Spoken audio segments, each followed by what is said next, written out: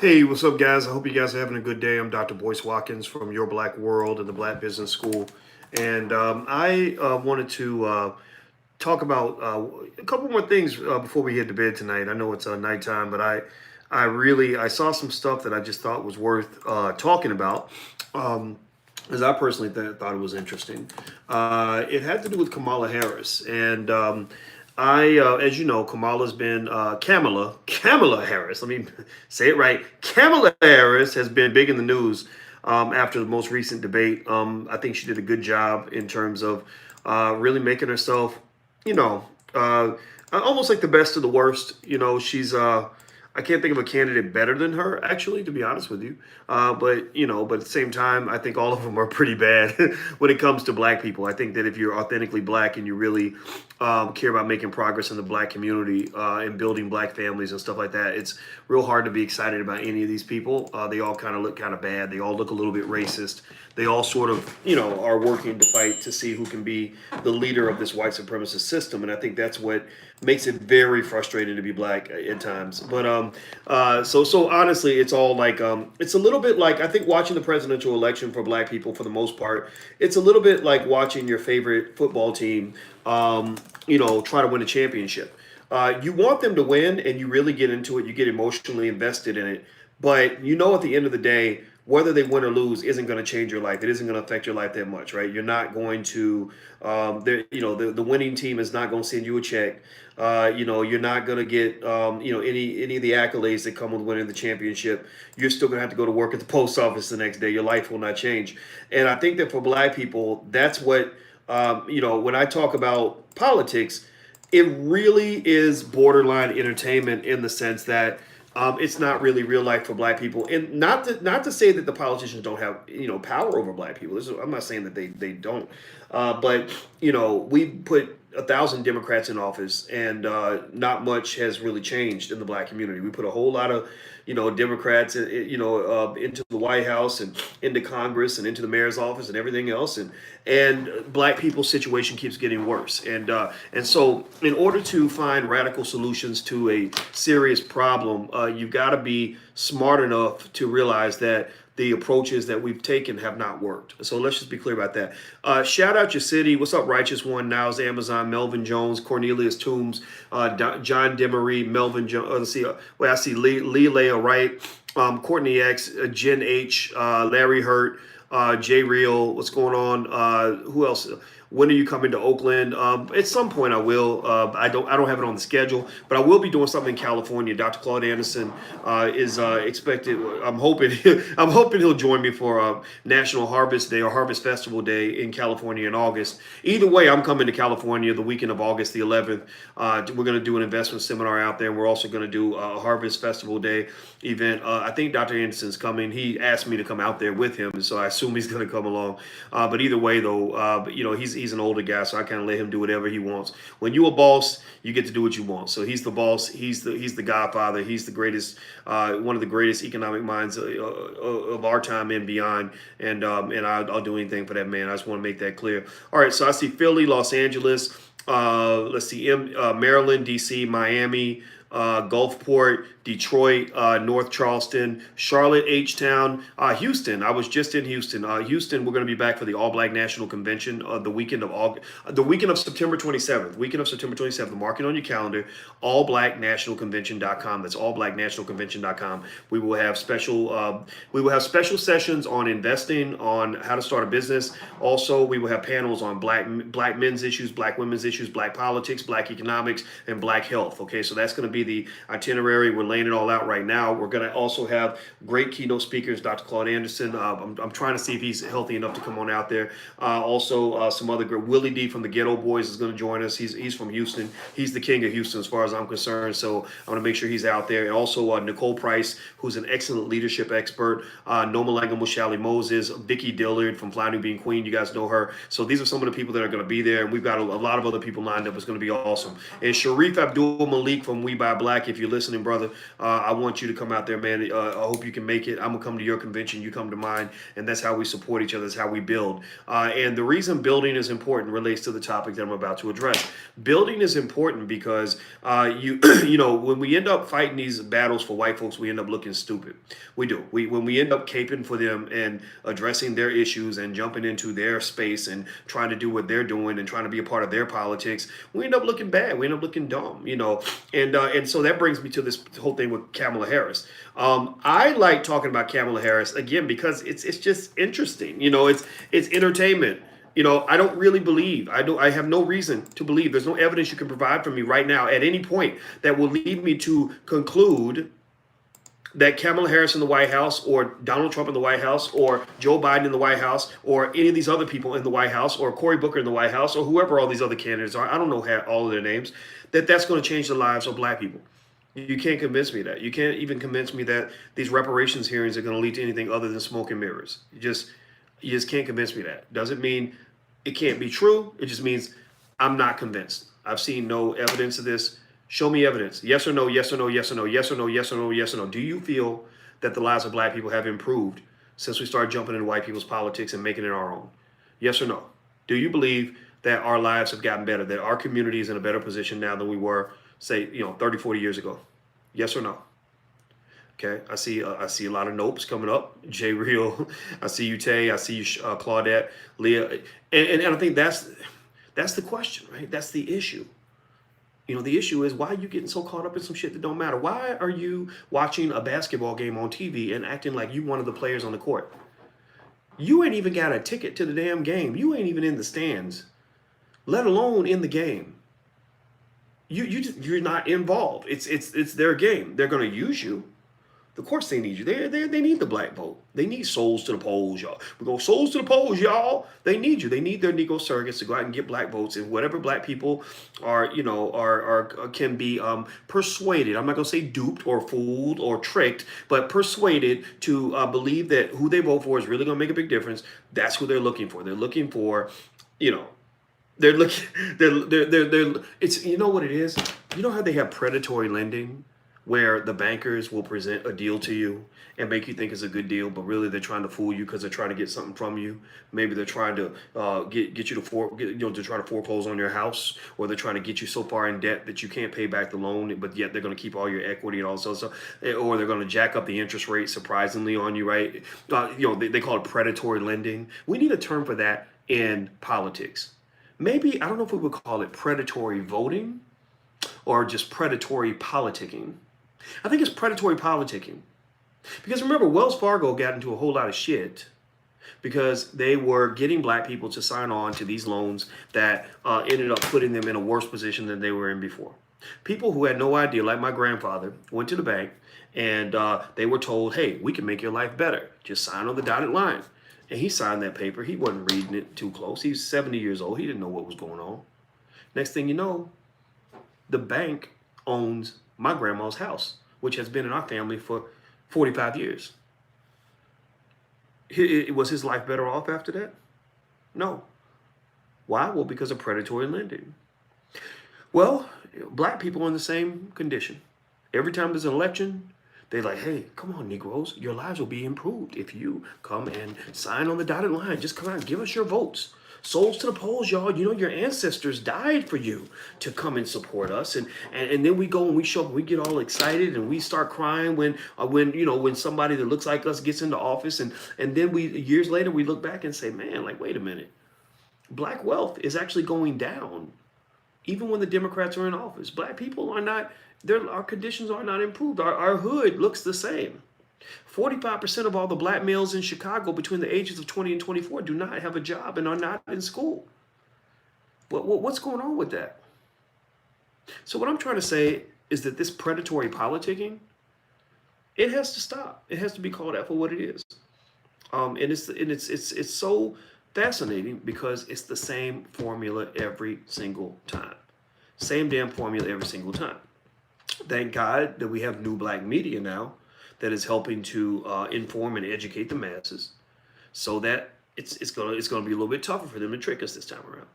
Anyway, let's keep going. Let's move forward here because I want to make sure I don't keep you guys all night. Hit the thumbs up button. Please hit that thumbs up button. If you haven't hit the thumbs up button, please do that. Also, if you want to support the growth of intelligent Black media, feel free to become a patron on the channel at intelligentblackpeople.com. That's intelligentblackpeople.com. This is drboycetv.com, which is the home for intelligent Black people. So if you're not Black and intelligent, you may want to get the fuck out. This may not be the place for you. All right, so hit the thumbs up button. Everybody, right now, real quick, please hit that thumbs up button. We really need that. That really helps us. And also, please share this on your social media, put it on your Facebook pages, and wherever you can put it out there. We would really appreciate that. If you tweet it, talk about it, hashtag my name, Dr. Boyce Watkins, all one word if you want to. That's cool. Whatever you want to do. All right. So Madame Noir, apparently, there's a writer in Madame Noir. I don't know who she is. I never met her, but her name is Veronica Wells. So there you go. There's a shout out to you, Miss Wells. I just said your name.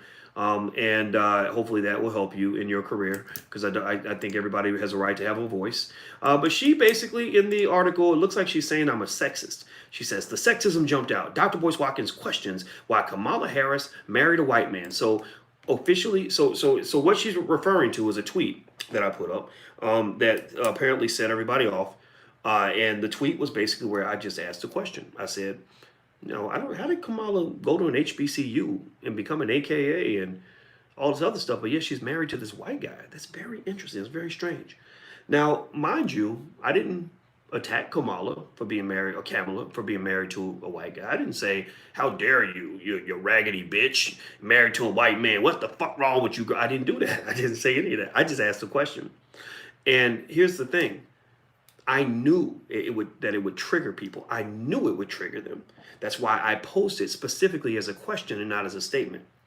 Because I said, I bet you that because they're so used to controlling Black thought, they get offended when Black people even ask questions, let alone forming your own opinions. They definitely don't want that. But even when you ask a question, they get upset.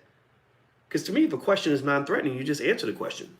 You just say, oh, well, she married a white guy because, she met Doug and he was great and blah, blah, blah, blah. No, but this is a sensitive spot for them. This is an insecurity. And why? Well, because it's, for a good reason. It's like in Kentucky, we have that saying that says the hit dog always hollers. And when somebody starts screaming and hollering, like you say, where were you yesterday at 6 o'clock? Why the fuck you asked me where I was at 6 o'clock? Man, fuck you. You ain't shit. What's wrong with you? How the hell you gonna ask me that? Why are you all up in my business? Why are you worried about what I'm doing? And you're like, damn, I just wanted to know if you saw the game yesterday. I didn't mean to upset you. I'm sorry, right? So sometimes when somebody's guilty or when somebody's really got something to hide or something that they're real insecure about, they will react and go crazy, right? So ladies, just so y'all know, and men too, like, if you think your partner's cheating on you, if you ask them to pass the butter and they start going crazy, there's a good chance something is happening they don't want you to know about, right? So overreaction is a sign of insecurity, or that person also is concerned about the thing that you asked about. Because if Kamala was married to a brother, and I said, wow, he works in the oil industry. How did Kamala end up married to a guy in the oil industry? I don't think they would react the same way. I think that they too have a concern about the fact that it's not a good look that she is married to the white guy. Now, here's the thing. Here's what's interesting. And the lady who wrote the article, Veronica Wells, she brought this up. I have people in my own family who've married outside their race. I'm not in the business of telling people who they can marry. My own goddaughter, I call her my daughter because we're that close and I love her that much. And whoever she marries, I'm going to love them as long as they're a good person. She happened to marry a white guy. And he's a nice guy. He ain't, he doesn't have all that toxic racist behavior that white Americans have. He's actually from another country. And he showed respect to the family. When he came into my family, he bowed to the king. He knew that I was the patriarch of that family. I know feminists believe that the word patriarchy is a bad word. I don't believe that. I believe the word patriarchy is fine. I believe the word matriarchy is fine. I'm old school. I believe it's okay for a man to be the head of his shit. I believe it's okay for a father to hold it down for the family. family. I believe it's okay for the man to be the king and the woman to be the queen. I believe in that. Right. So, because I'm gonna tell you, these feminists up here telling you that men ain't shit and y'all don't need men and and all this other stuff. Yeah, look at what they've done. Look at how many families they fucked up and how many little girls they get molested every year because they don't believe that a man should be in the house. That they're telling these women to just kick the man out for any old damn reason. And next thing you know, your boyfriend is fucking your daughter, right? My sister never had to risk the possibility that she was going to get R. Kelly'd up in our house because my father was a man and he had a gun. My father held it down. But at the same time, my father did not fuck with the feminists. That white feminist bullshit was not something that really went down in our house. It sounded silly to us. We would laugh about it. My mother would be like, what makes them think they don't need a man? And my father, would think it was equally silly to say that a man doesn't need his woman. I saw my parents submitting to each other. I saw my mother submit to my father and treat him like a man. I saw my father submit to my mother and treat him like a woman. And that's what a family's made of. But unfortunately, some of these young ladies, I'd be curious to know Veronica's background. I don't know. Honestly, I looked at her Twitter. I looked at some of her tweets. It speaks to LGBT, honestly. That's what it says to me. Maybe it's not. Maybe that's not it. It's not, anti anything. It's just, that's what I'm picking up on. And so in that regard, I'm wondering if there's like some sort of penis envy or a competition or something like that. Because sometimes you'll see people that are in that space who will compete with men. Like their goal is not to achieve equality. Their goal is to dethrone and oppress and destroy men. Right? So basically, they just fighting over pussy. I mean, that just be real. I mean, one of my friends actually went to a women's march one day, and I kid you not, she said I went to a women's march, and she said I got hit on by more women than I've ever been hit on by men in my life. She said I figured out. She said all the ladies were just trying to like get me in the bed with them, and she said I had to tell them like, look, I didn't leave. I'm not coming here to fight oppression of women by being oppressed by you. Or having you hit on me and harass me just like a man would. Like that's the shit they don't talk about. That's the shit they don't bring up because it's not politically correct to talk about it. But again, I told you guys, I never cared about being politically correct. I only want to be correct. I only want to know the truth. I want to understand the dynamic. I don't really care what is the acceptable truth. I need to know the truth. So at the end of the day, that's what this is. This is, male competition. Like, okay, because I date women or whatever. I don't know if this lady dates women. I'm not going to say that, but that's what I'm picking up. That's the vibe I picked up on her Twitter page. I really just think men are bad because men are maybe the reason I'm traumatized. Maybe she grew up without her daddy, right? That carries over. If you grow up hating your father, there's a good chance you're going to hate any powerful man that you run into. You're going to have an issue with every man that you have a relationship with. Am I right or am I right? Tell me yes or no. Tell me if you've seen this, where you have a woman who had a horrible relationship with her dad and doesn't understand why every interaction with men kind of pisses her off and triggers her. That's because there's some shit in your subconscious deep down that you have not addressed, and you're taking it out on other people. So that's what I really picked up on. I kind of picked up on this sort of like, well, fuck him. Who the hell he think he is? He need to just shut up, and these men need to be quiet. Kind of like when Simone Sanders, the lady who works for, I think, Joe Biden now, she switched from either Bernie Sanders to Joe Biden or Joe Biden to Bernie Sanders. And she said that thing where she said all these black men need to stop giving their unsolicited opinions about whatever. like y'all need to shut up. So it's become a gender war. That's what it is. And where do they get this? They get this from white feminists. White feminists teach black women in many cases, not all. The smart black women, I think, don't fall for this, but it teaches a lot of black women to hate men, just to really feel like black men are the reason for all their problems. No accountability for you. You didn't do anything wrong. It's the men. It's black men this, black men that. And don't about hear all that shit. I mean, come on. Like, we know there's some weak, tired ass men out here. Like, I call them out all the time. You guys have heard me do that. But at the same time, some of these women are trash. Some women, y'all know what I'm talking about. Y'all know y'all got some women out here that really need to have their heads checked. But unfortunately, they live in a world where it's very easy to demonize and vilify black men because everybody else does it. So when you are going through your life in one fuck up after another, you're running from one horrible situation to the next, it's easy for you to say, the reason I had problem number 1, problem number 2, problem number 3, problem number 4, problem number 5, problem number 6, problem number 7, problem number 8 is because of black men. Black men did this to me. Black men didn't do all that to you, sweetie. I'm sorry. Black men didn't do all that. Like, you did all that. The common factor, the common denominator is you. So let's just be clear. We have to have some common sense in these conversations, and we've lost that. Now, the thing about Kamala and her being married to Doug Emhoff, that's his name, that's the white guy. The reason that that does matter is very simple. Here, I could kill. I don't even know who this lady is. I mean, shit. For all I know, she could be, really young or something. So I'm not even gonna make it into a competition because I'm 48 years old. It ain't right for me to go pick on some 20-year-old, 25-year-old, or whatever her name is. It's as simple as this. If you were to tell me that who Kamala Harris married is not relevant to her presidency, then that's like me telling you that Barack Obama, his presidency had nothing to do with him marrying Michelle. That if Barack Obama had married, Becky Dolejal instead of Michelle Obama, that he would be viewed exactly the same as president, that their sisters still would have got right behind him like they did. Like, tell me this, if Barack Obama had not married Michelle Obama and had instead married Becky Dolejal, do you believe that he would have been elected? Do you believe that he would have gotten all the support he got from the black female community? No, of course not. Right? So for me to ask about her husband, I think it makes sense. And also the fact that you would call me sexist just for asking a question, not for making an allegation, not for attacking. I honestly, I care more about Kamala's politics than I care about who she marries. But the fact that you engage in some of these, standard liberal, oppressive, censorship-based bullying tactics, by labeling. The liberals love to label people. That's one of their attack mechanisms. They label you. You're homophobic. That's what they do to the Christians. You're homophobic because you won't do what we tell you to do. You're sexist because you won't do what we tell you to do, right? Or you're a bad person because we care about the immigrants and you don't, right? Like I know their game very, very well. So the fact that you might label me as a sexist simply because I asked that question is an additional reflection of just the kind of world that we live in. It's a type of abuse.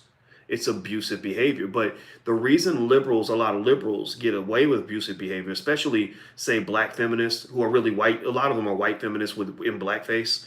The reason they get away with abusive behavior is because they've claimed the space of victim. They've been able to identify themselves as victims. So when you identify yourself as a victim, you can become the abuser, and no one will call you out on that shit because they're like, well, wait, you're the victim. How can you be the abuser? Well, it's easy to do that. It's easier to victimize people when you are it's easier to victimize people when you've been identified as a victim yourself. Right. Now, Tiffany says, Dr. Boyce, no disrespect, but it seems that you are now becoming soft-spoken and somewhat apologetic when it comes to mixed couples, not trying to stir trouble, just an observation. I'm not soft-spoken about it, Tiffany. I'm just honest. I'm just who I am. I can't, I don't really care who you fucking or who you marry. I just don't. I really, I care. Like I think it plays some part. Like I know personally, when I was 16, my mother told me about how difficult it is for black women to meet a good black man. And at that moment, I decided within myself that if I get married, I'm going to marry a black woman. No question about it. Like I say this right now publicly to however many tens of thousands of people watch this video. If you ever hear about me announcing that I'm marrying a white woman, then just come up and kick me square in my testicles, and slap me upside the head because I clearly lost my mind. That's just not going to happen for me. Not because I hate anybody. I'm not in the business of hate. Hate is not fun. It's not a good emotion to carry around. I want to marry a black woman because I believe in the black family. I think the black woman is the most beautiful woman in the world. I don't believe that there's only one person for you, that nobody else can fit, that you only have one match. No, I think you have a lot of matches out here. You have a lot of people. Like there's a lot of women that could fit in terms of being a good wife. So if I'm gonna pick a woman, why not pick from my own community? Why do I gotta leave the neighborhood? It's like getting a job, right? If you got 50 high-paying quality jobs in your hood, why would you leave your community and go work across town? Right? That's what it is. That's what I'm saying, right? So I feel strongly about that within myself, but I've never been into shaming people or attacking people based on who they marry. I need to know more about you. I need to know how you think. I need to look at your track record as a human being before I can interpret why you chose that particular spouse. But I do believe your spouse, who you choose as your spouse, does matter.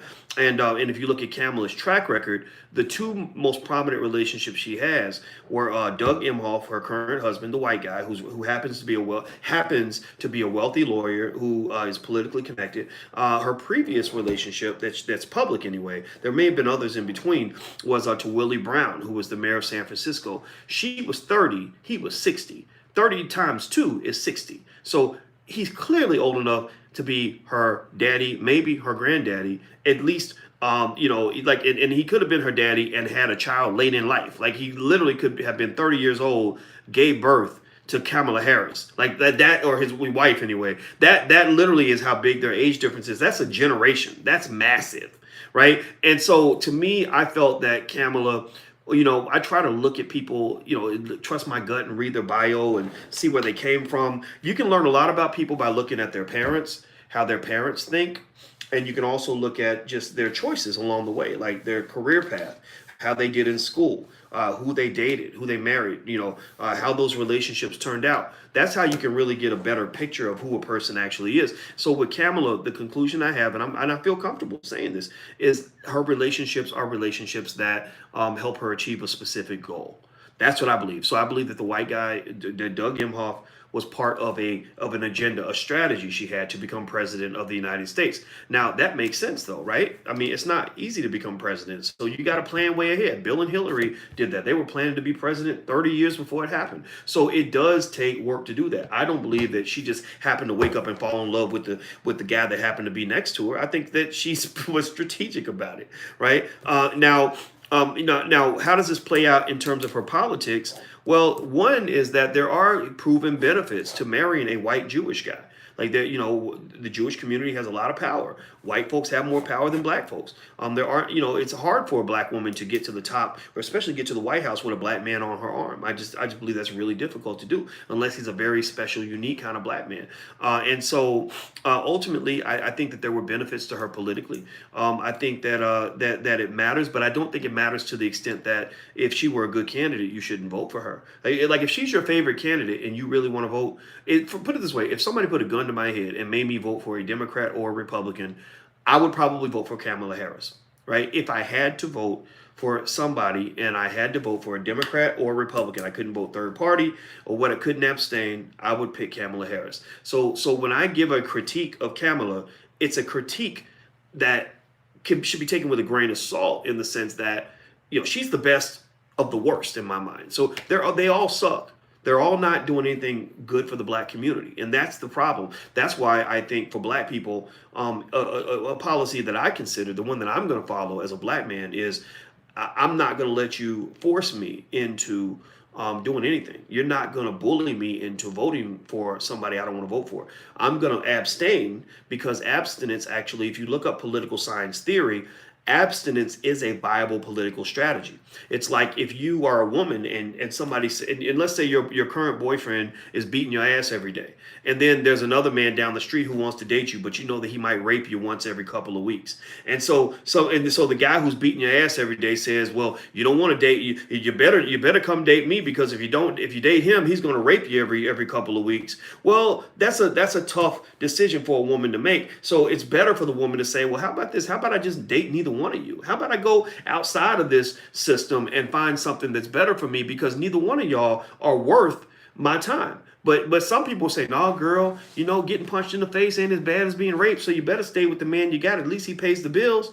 That's what's happening with black people and the Democratic and Republican parties. One of them abuses you. The other one abuses you twice as much as the other one. So you feel like you have to choose. I don't believe in choosing between rotten eggs and shit for breakfast in the morning. I'd rather go cook my own meal. I don't want to choose between a rock and a hard place. I want to give me a soft place, that's my position. So actually, I'm not even really a critic of Kamala. I just really think she's interesting to talk about, because I think there's a lot to discuss.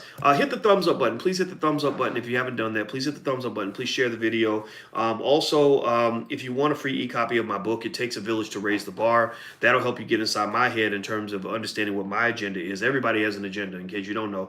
Well, if you want to understand my agenda, go to drboycewatkins.net. There is a There, you can get a free copy of my book. It's called "It Takes a Village to Raise the Bar." Also, I one of our goals is we want to get 1 million black people invested in the stock market. If every black person in America were to invest just 10% of our income in the stock market and did that consistently for the rest of our lives, black wealth would increase by several trillion dollars within a generation. None of our children would start out broke. Most of our children would actually have a wealth level that exceeds the average white American. So if you want to learn to buy stock, you guys know my PhD's in finance, so I can teach you how to buy your first share of stock. All you got to do is go to drboycewatkins.net. That's Dr. Boyce Watkins. Sorry, scratch that. Blackmoney100.com. Blackmoney100.com. Blackmoney100.com. That's where you can learn to buy your first share of stock. All right, so hit the thumbs up button. Okay, so a couple of things that the lady mentioned in the article. The lady from Madame Noir, her name is Veronica Wells. Where she was calling me a sexist because I questioned why Kamala Harris is married to the white guy. One of the things she brought up is that I do have a daughter who is married to a white guy, and she's not my blood daughter, but as far as I'm concerned, we're blood. She's my goddaughter, and she did marry a white guy. And to that I just say, well, I can't control who my relatives marry, and he's a nice guy, so I'm not. And I told you, hate is not really something I'm into, so I'm not gonna hate you just because you're white. I just don't. I'm not good at that.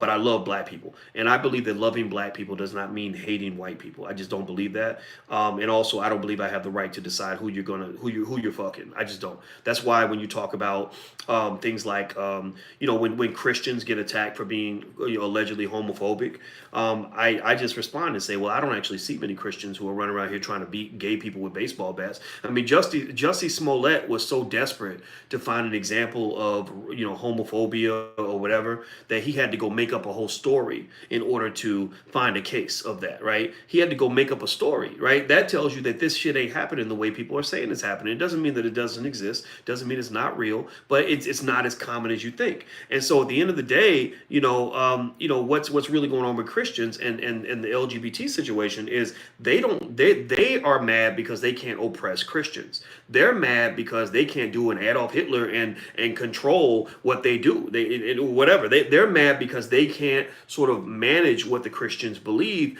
and so because of that, their goal is to abuse and marginalize and ostracize and attack them, under the guise of being the victim. So ultimately, I don't really care. I think that most of my Christian friends are just people that love everybody, and they don't care who you're having sex with. Shit, y'all been to church. Y'all know half the damn people in the church, some of the freakiest people you ever met. They having sex with other people's spouses, and some of them, having sex with men and women and whatever the hell.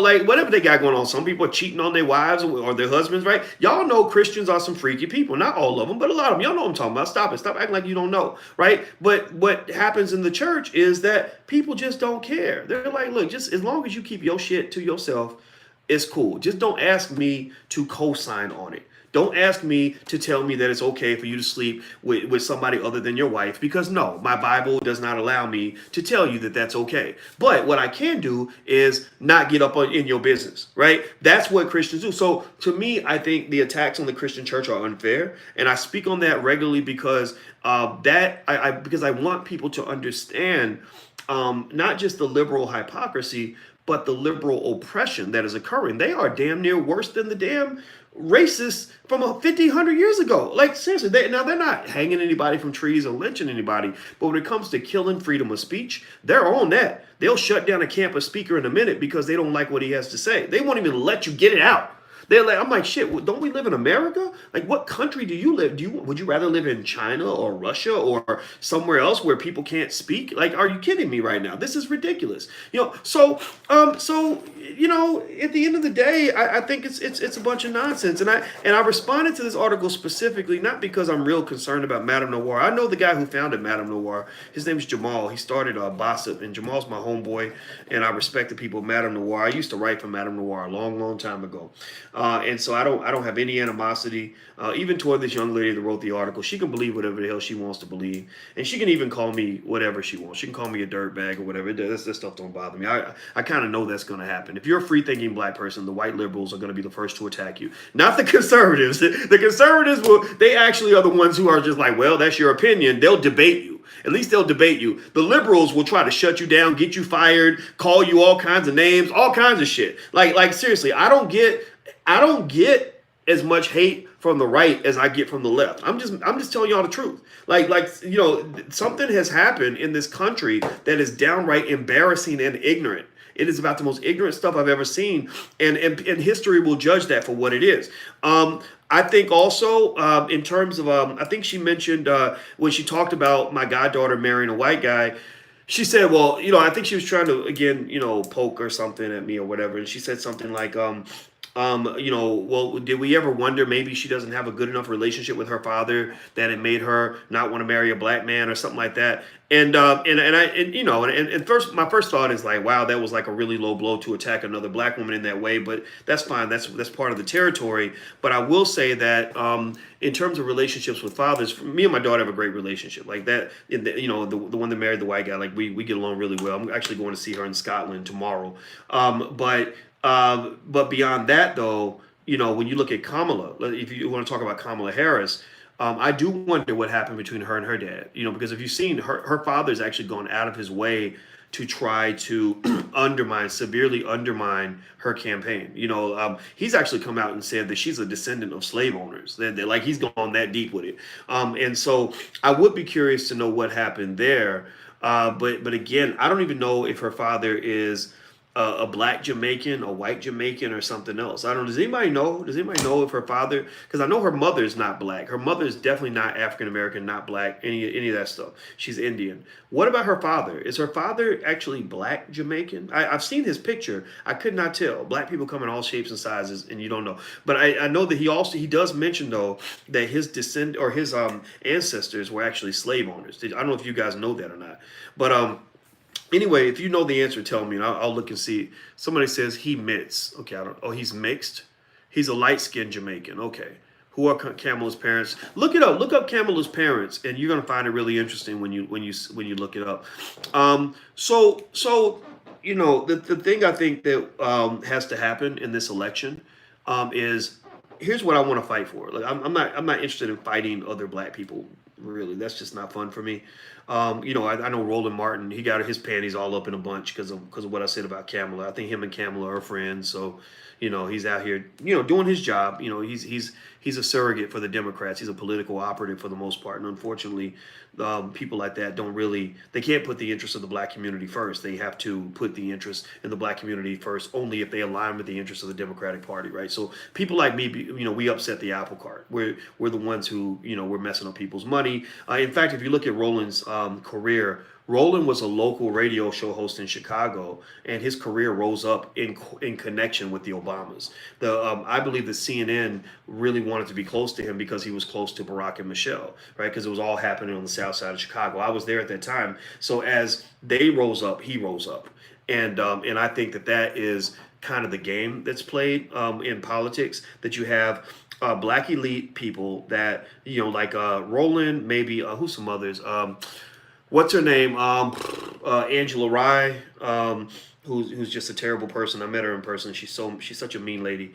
Who else? You've got Melissa Harris Perry. She's kind of disappeared off the political scene a little bit, but you kind of, and I've been in those circles a little bit where you've got to kind of got the black elite, and they understand what's going on. Like they see what we see, but they're kind of in this space where it's like, look, if you're trying to pay your bills and you're connected with these people that are connected with the Democrats, then, they can fill your pockets up with all kinds of money that you can't get by advocating for black folks. Like black people ain't really got that. They ain't got white liberal money, and so it is hard to navigate that space. The one person I think that did it really well, that I respect a lot because I met her a few times, is Michelle Alexander, who wrote the book The New Jim Crow.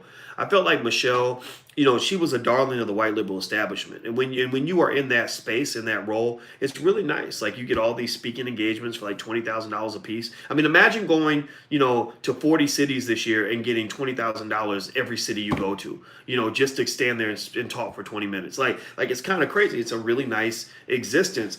And they need the money. A lot of them can't, they don't know how to like build a business or anything like that. They just only know how to go give speeches for white people or to go on white people's TV networks or get book deals with white publishing companies or maybe get some role in a movie, that's run by a white studio. Like everything, their whole infrastructure is built on whiteness. It's built on somebody else sort of helping them to pay the bills. And so where I end up differing from them politically is, in the very early in this game, when I started going public as a public scholar, I saw all that way back in 04, 05, and I said, I don't want that to be my existence. I don't want to need a white man to pay my bills, because I got a lot of things to say to white people. I got a lot of things that I want to really address, and I'm too smart to fit into your box. I can't do that anymore. I'm not fit for slavery. Maybe you could have got me. Maybe before I had a PhD, you could have got me. Maybe before I've been a professor for 10 years, you could have got me. But when you go that deep and have that much knowledge and that much understanding of how this thing works, you can't make yourself stupid. I can't unravel my analytical capability. So ultimately, what we decided from the beginning is, me and my brother strategically planned everything, where we said, we need to own every single thing that we're associated with. We need to own every single thing we're associated with. That means if we're if we write a book, we want to own the publishing company, which we do. If we make a movie, we want to, if we're in a movie, we want to own the film company, which we do. We have Boyce Watkins Films. One of our films is The Black Love Blueprint, all about black love and relationships. You can check out the trailer at theblackloveblueprint.com. Feel free to go check that out.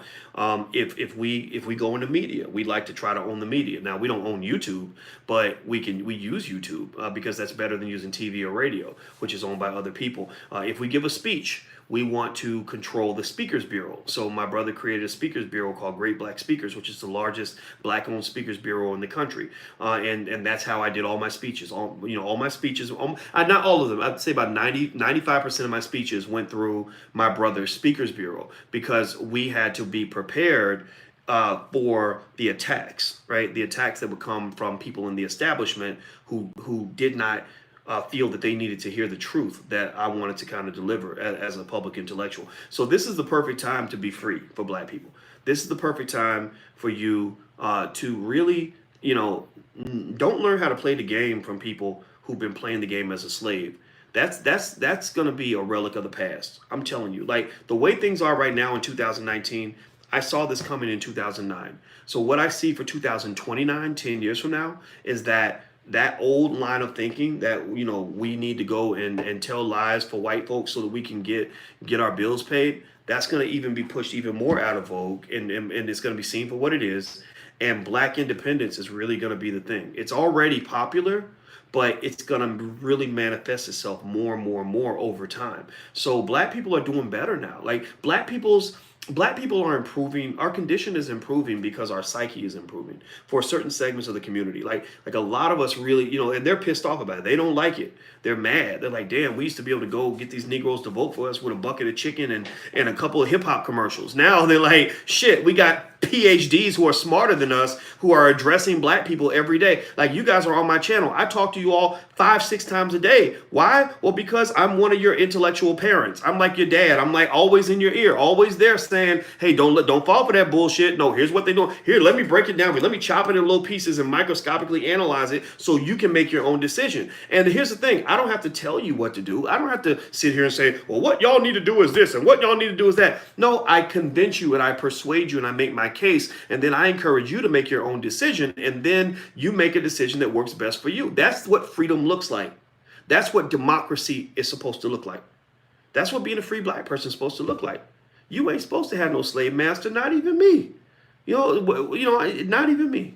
All right. So at best, I'm an advisor. As an advisor, I advise you to don't be listening to the same damn people who done had you and your family oppressed for the last 300-400 years. Don't listen to them. You can't trust it. Like Chuck D said, you can't trust it. Seriously, no.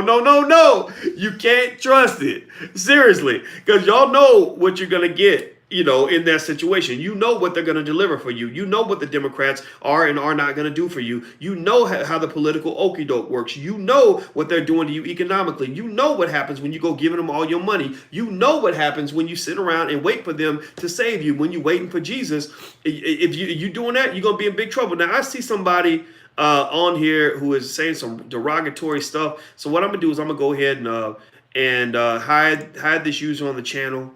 And also I'm going to Tucker the Nail. I'm gonna make you a moderator. So if you could help me keep the trolls off the channel. I know Dual Victory is usually in, and she's gonna be mad that she didn't know that we were live. because dual is usually right up in there. But if you see ED Matrix, I see you in there too. I'm gonna make you a mod also, so I hope that you'll help me keep some of the crazy trolls off the channel. All right, so long story short, here's the deal. I don't have an issue with Kamala Harris. I don't really think who she marries should be held against her when it comes to politics. I think her record should be what you pay the most attention to. But I do think that it is still a puzzle and curious and worth talking about in terms of how, a black woman goes to an HBCU, meets thousands of black men, but ends up married to a guy like Doug Emhoff. I think that matters for the same reason that that Michelle, Mary, and Barack matter. A lot of people wouldn't have voted for Barack if he was not married to Michelle. So if women could ask that about who a man marries, then which I think they should, then a man can ask that about women.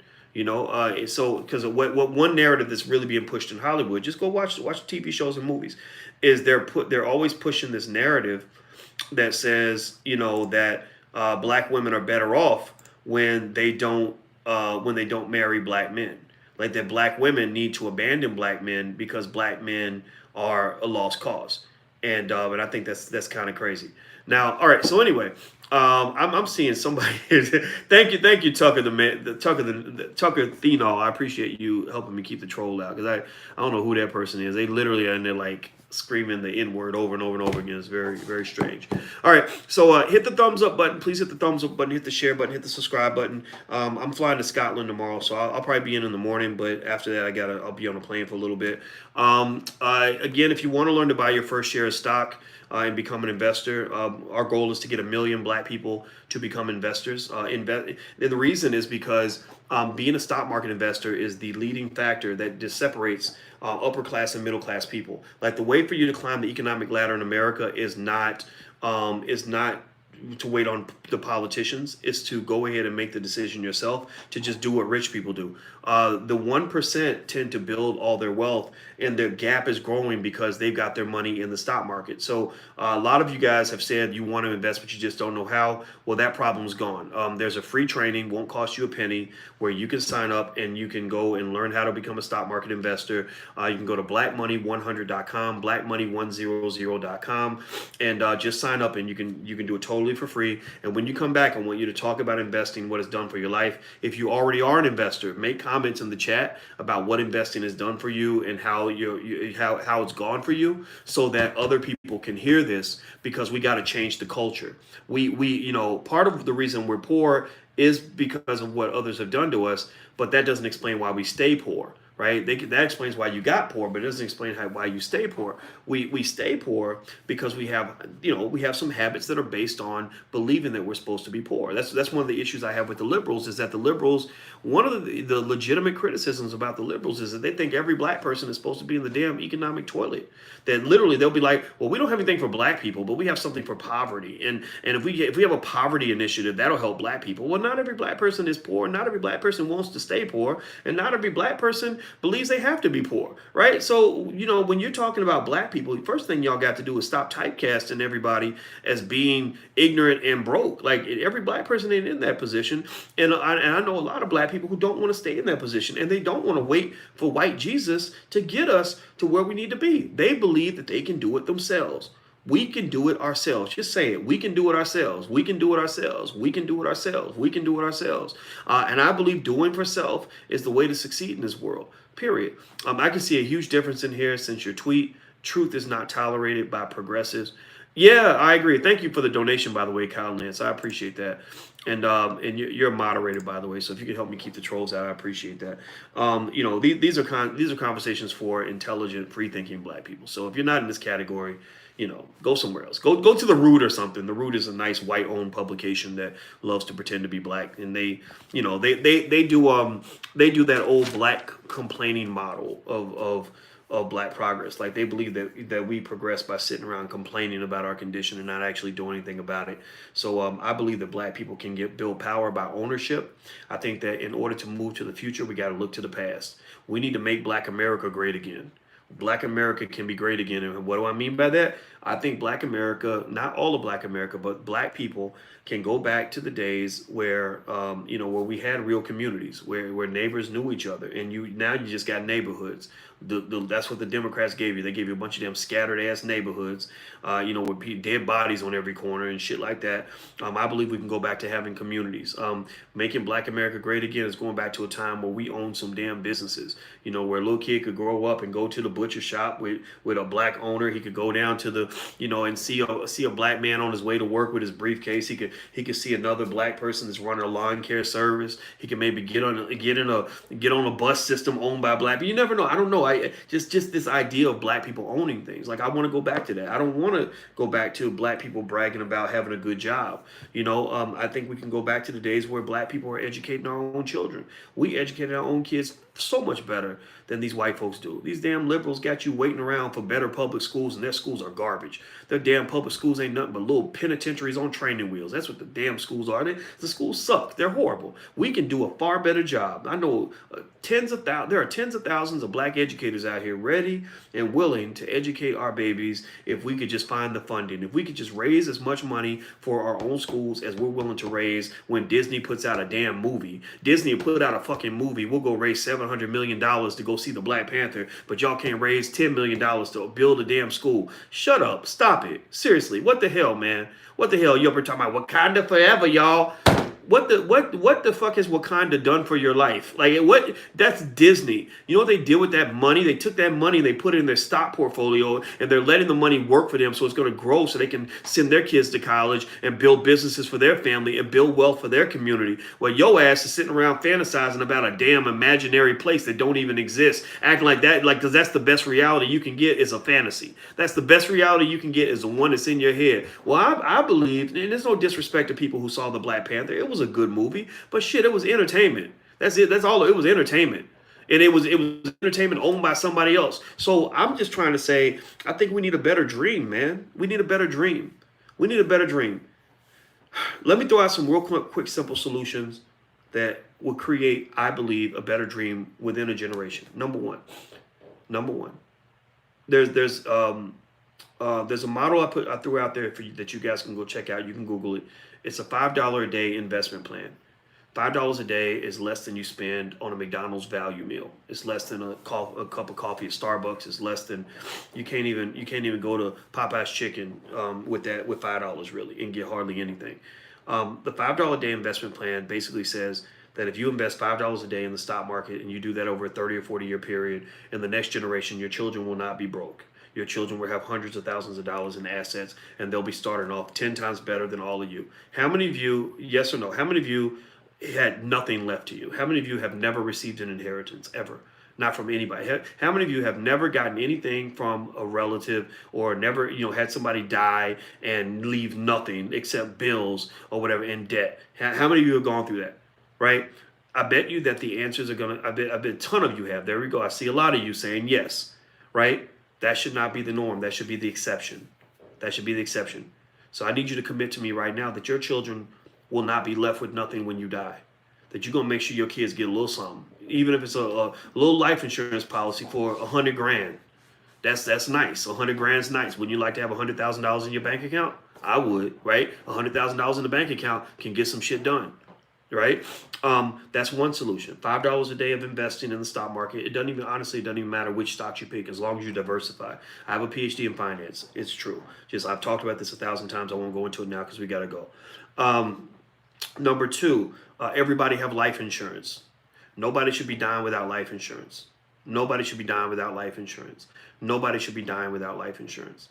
Your children should not be on GoFundMe running a campaign trying to raise money because their parents didn't give a shit enough about them to leave them some damn life insurance. Nobody should be dying without life insurance. In fact, if everybody in the hood, somebody pitched this at the FraserNet conference. They said if everybody in the hood got life insurance, Doc, then they would stop killing all these black men because every time they kill a black man, a black person would get rich.